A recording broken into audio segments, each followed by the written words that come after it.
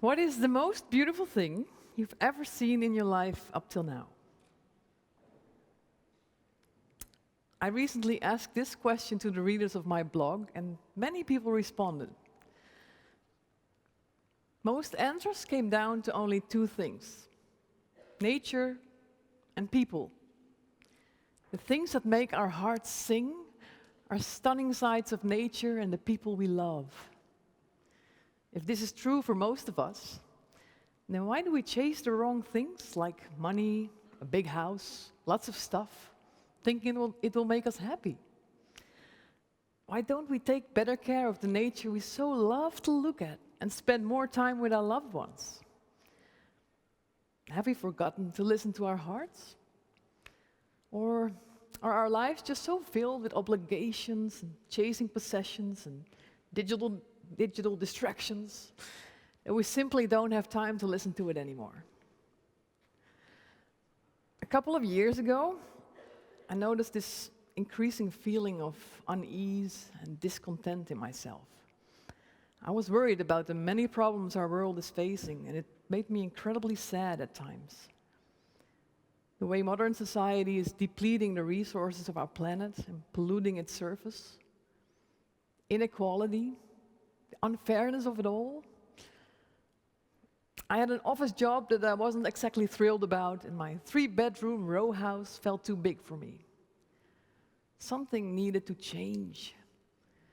I wanted to have more nature around me. I wanted to have a smaller impact on the earth. And I wanted my monthly bills to be low enough so I would have the freedom to pursue my passions. I figured that in order to live the life that I wanted, I needed a home that would fit that desired lifestyle. And so I made a somewhat radical decision to live in a self-sufficient tiny house of less than 20 square meters living space. And by doing that, I created a space in my life to live, to listen to and follow my heart. I've been living in my tiny house for 2.5 years and counting, right here in Alkmaar. And during that time, I became an ambassador for the tiny house movement in the Netherlands. And in just a couple of years' time, tiny houses have become hugely popular. Tens of thousands of people would love to live tiny in the Netherlands. Many of us long to go back to basics and live a healthier and greener life. Opting for small, sustainable housing has a positive impact on many areas of your life. And it's a practical, affordable, and fun way to reduce your ecological footprint and at the same time create more freedom to live your life the way that you want to. So I'm going to explain to you how living in a tiny house will bring you several benefits. You will save money and create time. You will declutter your home, reconnect with nature, and reconnect with people. But let's start with save money and create time. We all want to save money, don't we? So what is a house? A roof over your head? A place where you can feel secure and sheltered? It's a basic need.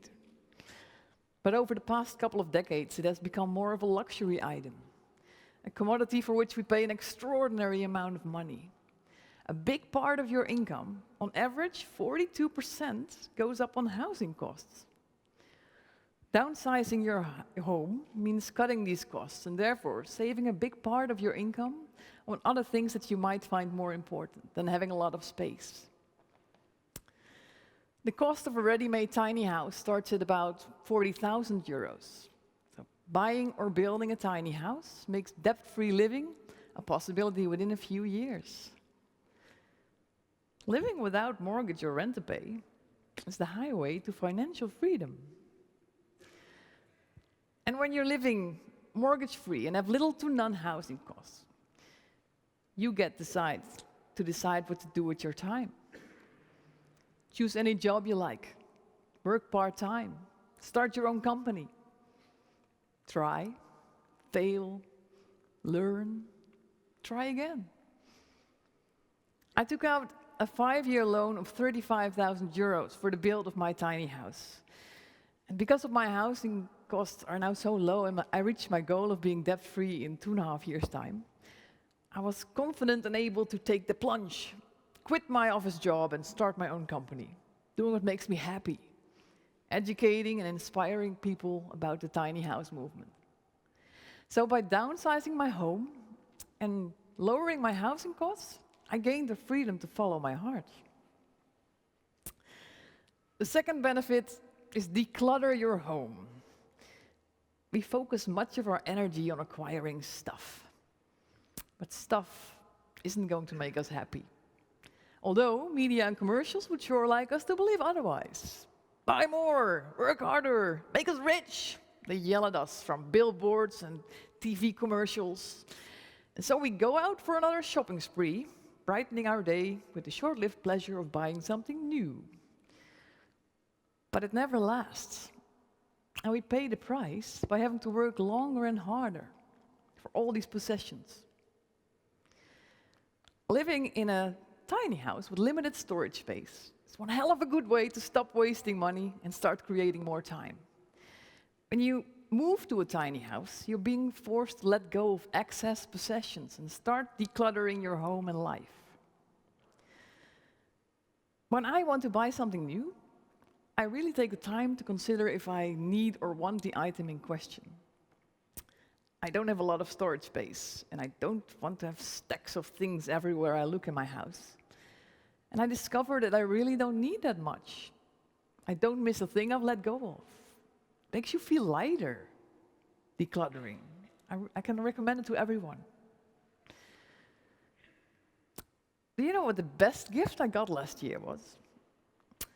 My chicken Bella, who I hand-raised from being this small little chicklet to a big brown hen you see her sitting on my head. She laid her very first egg on the first day of Christmas. How's that for a Christmas present? Best gift ever!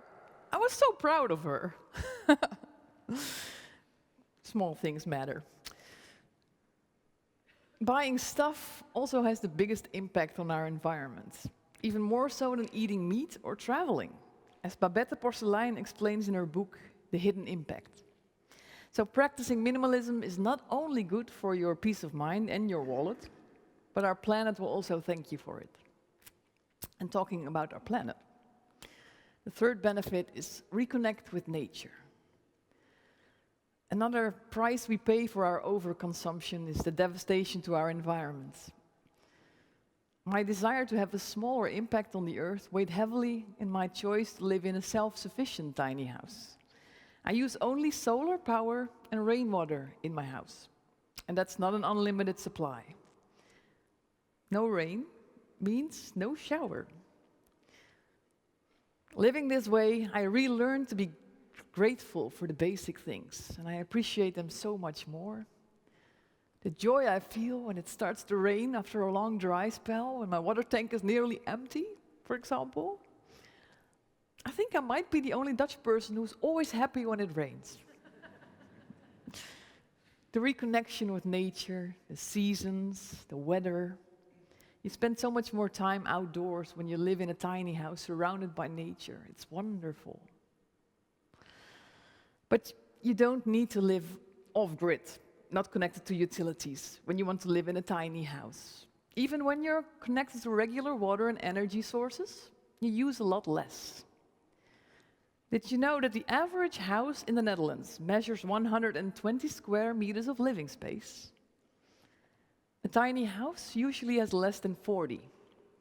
Less space to warm means less energy needed to warm it.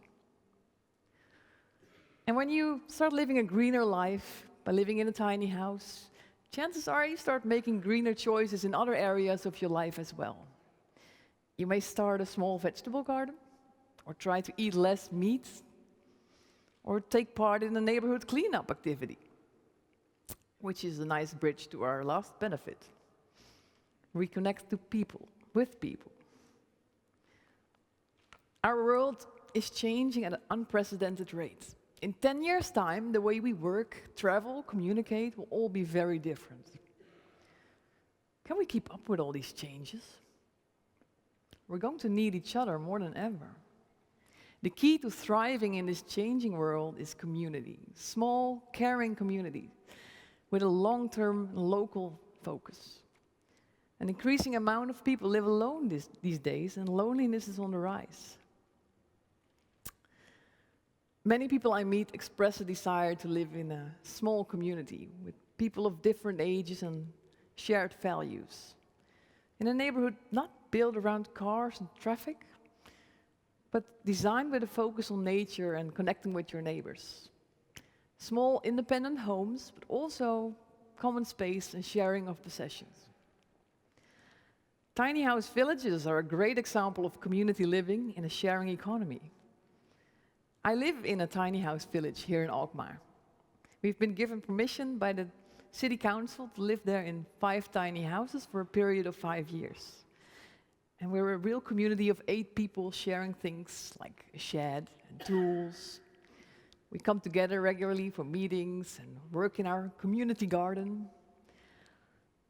And if I had a rough day, or perhaps a very good one, and I feel the need to talk to somebody about it, I know I can always knock on one of my neighbor's doors and I will be welcomed. We help each other. We leave each other in peace if need be. We learn from each other. I really like living in my tiny house village. But tiny houses are not a one-size-fits-all solution. And there are many ways in which you can move towards a way of living that is well balanced. Living in a tiny house is just one of them. But living small really is killing many birds with one stone when it comes to creating a more sustainable future, a happy and more relaxed life, and the freedom to follow your heart. The tiny house movement is not so much about the house as it is about the life it enables you to live.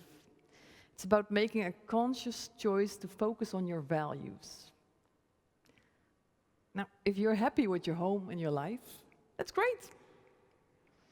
But if you feel like I did all those years ago, like something's missing in your life and you feel you want to be a part of the solutions, or some of the solution to some of the problems that our world is facing today, then my advice to you is this. Take time to stop and think about what is important to you. What are your values? What makes your heart sing?